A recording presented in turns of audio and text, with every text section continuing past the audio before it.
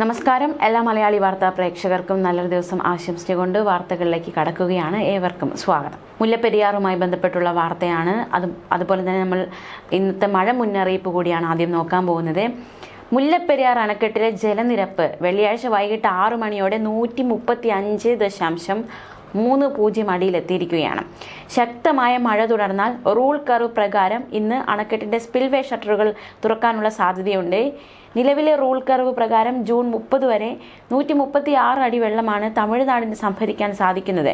അതിന് മുകളിലേക്ക് ജലനിരപ്പ് ഉയരാതെ നിലനിർത്തേണ്ടതുണ്ട്. അതുകൊണ്ടാണ് ഷട്ടറുകൾ തുറക്കുക എന്നൊരു സാധ്യതയിലേക്ക് ഒരു നടപടിയിലേക്ക് കടക്കേണ്ടി വരുന്നത്. ജലനിരപ്പ് 136 അടിയിലെത്തുമ്പോൾ ഷട്ടറുകൾ തുറക്കുമെന്ന് തമിഴ്നാട് ജലസേചന വകുപ്പ് അറിയിച്ചിട്ടുണ്ട്.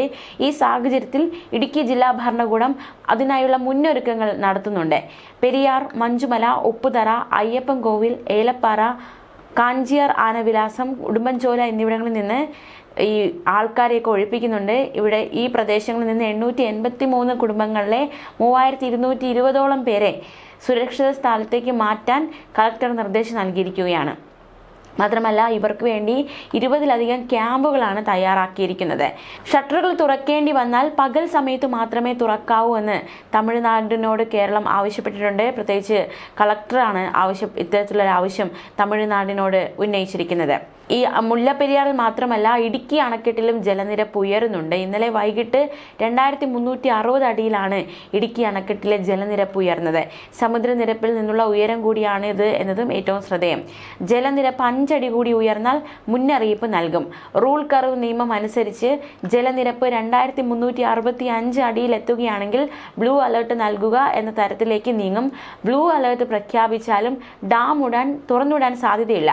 30-ന് മുൻപ് 2373 അടി വെള്ളം ആയാൽ മാത്രമേ അണക്കെട്ട് തുറക്കുക എന്നൊരു നടപടിയിലേക്ക് കടക്കുകയുള്ളൂ.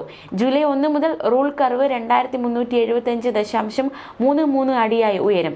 ഡാമിന്റെ വൃഷ്ടി പ്രദേശത്ത് മഴ കുറഞ്ഞിട്ടും ഇപ്പോഴും അണക്കെട്ടിലേക്കുള്ള നീരൊഴുക്ക് ശക്തമായി തന്നെ തുടരുന്നുണ്ട് എന്നതും ഏറ്റവും ശ്രദ്ധേയം. എന്തായാലും മുല്ലപ്പെരിയാറിലെ ഇടുക്കിയിലെ അവസ്ഥ ഇപ്രകാരമാണ് ആയിരിക്കുന്നത്. ജനങ്ങളെ ഒഴിപ്പിക്കാനുള്ള നിർദ്ദേശമൊക്കെ നൽകിയിട്ടുണ്ട്. തീർച്ചയായിട്ടും ജനങ്ങളും സഹകരിക്കേണ്ടത് വളരെ നിർണായകം തന്നെയാണ്. അതേസമയം ഇന്നത്തെ മഴ മുന്നറിയിപ്പ് ഇന്ന് ഓറഞ്ച് അലേർട്ട് ഉണ്ട്. 28-ാം തീയതി ഇന്ന് പത്തനംതിട്ട, കോട്ടയം, ഇടുക്കി, മലപ്പുറം, വയനാട് ജില്ലകളിൽ കേന്ദ്ര കാലാവസ്ഥാ വകുപ്പ് ഓറഞ്ച് അലേർട്ട് പ്രഖ്യാപിച്ചിരിക്കുകയാണ്. ഒറ്റപ്പെട്ട ഇടങ്ങളിൽ അതിശക്തമായ മഴയ്ക്കുള്ള സാധ്യതയാണ് പ്രവചിച്ചിരിക്കുന്നത്. അതായത് ഓറഞ്ച് അലേർട്ട് എന്നാൽ 24 മണിക്കൂറിൽ 115.6 മില്ലിമീറ്റർ മുതൽ 204.4 മില്ലിമീറ്റർ വരെ മഴ കിട്ടുമെന്നാണ് അതിശക്തമായ മഴ എന്നതുകൊണ്ട് കേന്ദ്ര കാലാവസ്ഥാ വകുപ്പ് അർത്ഥമാക്കുന്നത്. മഞ്ഞ അലേർട്ടുണ്ട്.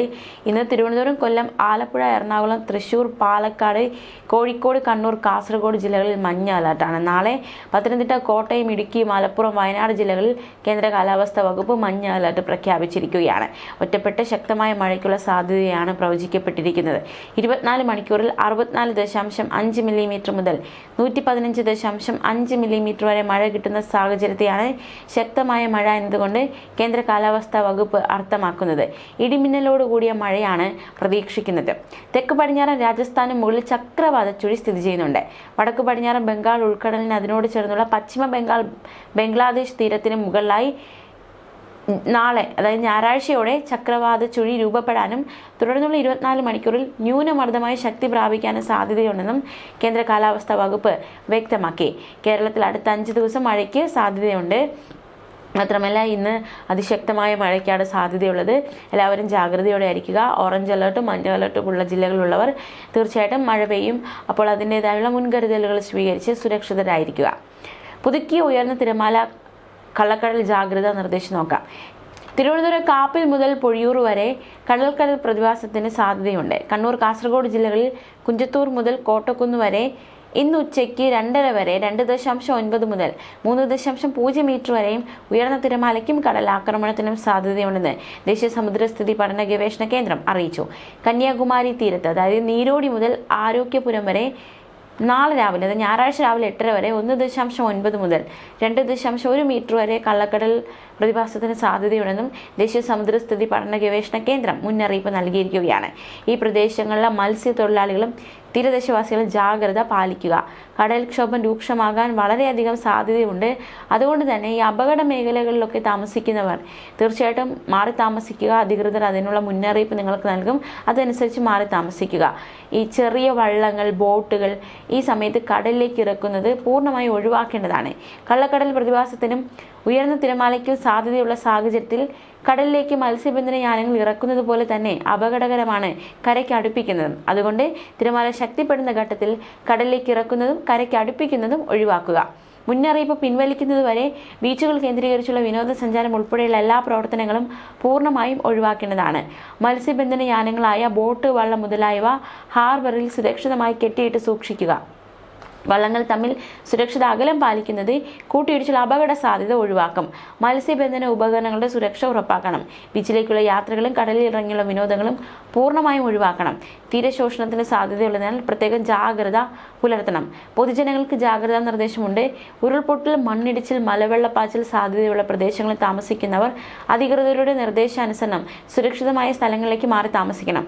നദിക്കരകൾ, അണക്കെട്ടുകളുടെ കീഴ്പ്രദേശങ്ങൾ എന്നിവിടങ്ങളിൽ താമസിക്കുന്നവരും അപകട സാധ്യത മുൻകൂട്ടി കണ്ട് അധികൃതരുടെ നിർദ്ദേശാനുസരണം മാറി താമസിക്കേണ്ടതാണ്. ദുരന്ത സാധ്യതാ പ്രദേശങ്ങളിൽ താമസിക്കുന്നവർ നിർബന്ധമായും തങ്ങളുടെ പ്രദേശത്ത് ക്യാമ്പുകൾ തുറന്നു എന്ന് ഉറപ്പാക്കേണ്ടതും പകൽ സമയത്ത് തന്നെ അങ്ങോട്ട് മാറി താമസിക്കേണ്ടതുമാണ്. ഇതിനായി തദ്ദേശ സ്ഥാപന റവന്യൂ അധികാരികളുമായി ബന്ധപ്പെടാവുന്നതാണ്. ശക്തമായ കാറ്റിന് സാധ്യതയുള്ളതിനാൽ അടച്ചുറപ്പില്ലാത്ത വീടുകളിൽ താമസിക്കുന്നവരും മേൽക്കൂര ശക്തമല്ലാത്ത വീടുകളിൽ താമസിക്കുന്നവരും പ്രത്യേക ജാഗ്രത പാലിക്കേണ്ടതാണ്. അപകടാവസ്ഥ മുന്നിൽ കാണുന്നവർ അധികൃതരുമായി ബന്ധപ്പെട്ട് സുരക്ഷിതമായ സ്ഥലങ്ങളിലേക്ക് സുരക്ഷാ മുൻകരുതലിന്റെ ഭാഗമായി മാറി താമസിക്കണം. കാറ്റിൽ മരങ്ങൾ കടപുഴകി വീണും പോസ്റ്റുകൾ തകർന്നു വീണും ഉണ്ടാകാനിടയുള്ള അപകടങ്ങളെയും ശ്രദ്ധിക്കേണ്ടതാണ്. സംസ്ഥാന ദുരന്ത നിവാരണ അതോറിറ്റി പുറപ്പെടുവിച്ച ശക്തമായ കാറ്റിൽ സ്വീകരിക്കേണ്ട മുൻകരുതൽ നടപടികൾ ഈ വെബ്സൈറ്റിലൊക്കെ ലഭ്യമാണ്. അത് തീർച്ചയായിട്ടും അറിഞ്ഞിരിക്കുക. ശക്തമായ മഴ പെയ്യുന്ന സാഹചര്യത്തിൽ ഒരു കാരണവശാലും നദികൾ മുറിച്ചു കടക്കാനോ നദികളിലോ മറ്റ് ജലാശയങ്ങളോ കുളിക്കാനോ മീൻ പിടിക്കാനോ മറ്റ് ആവശ്യങ്ങൾക്കോ ഇറങ്ങാൻ പാടുള്ളതല്ല.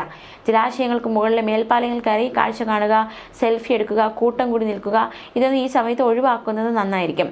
മഴ ശക്തമാകുന്ന അവസരങ്ങളിൽ അത്യാവശ്യമല്ലാത്ത യാത്രകൾ പൂർണ്ണമായി ഒഴിവാക്കുക. വെള്ളച്ചാട്ടങ്ങൾ, ജലാശയങ്ങൾ, മലയോര മേഖലകൾ എന്നിവിടങ്ങളിലേക്കുള്ള യാത്രകൾ മഴ മുന്നറിയിപ്പ് മാറുന്നതുവരെ പൂർണ്ണമായി ഒഴിവാക്കുന്നത് നല്ലതായിരിക്കും. ജലാശയങ്ങളോട് ചേർന്ന റോഡുകളിലൂടെയുള്ള യാത്രകളിൽ പ്രത്യേക ജാഗ്രത പാലിക്കണം. അറ്റകുറ്റപ്പണികൾ നടക്കുന്ന റോഡുകളും ജാഗ്രത പാലിക്കണം. അതിശക്തമായ മഴയുണ്ടാകുന്ന സാഹചര്യത്തിൽ റോഡ് അപകടങ്ങൾ വർദ്ധിക്കാൻ സാധ്യത മുന്നിൽ കാണണം. ജലാശയങ്ങൾ കരകവിഞ്ഞ് ഒഴുകുന്ന ഇടങ്ങളിൽ വാഹനം ഓടിക്കാൻ ശ്രമിക്കരുത്. അപ്പോൾ തീർച്ചയായിട്ടും വളരെ ജാഗ്രതയോടെ ആയിരിക്കുക. മഴയുടെ ദിവസങ്ങളാണ്, വരും ദിവസങ്ങളൊക്കെ മഴ മുന്നറിയിപ്പും മഴയത്ത് സ്വീകരിക്കേണ്ട മുൻകരുതലുകളും സ്വീകരിച്ച് സുരക്ഷിതരായിരിക്കുക. ന്യൂസ് ഡെസ്ക് മലയാളി വാർത്ത.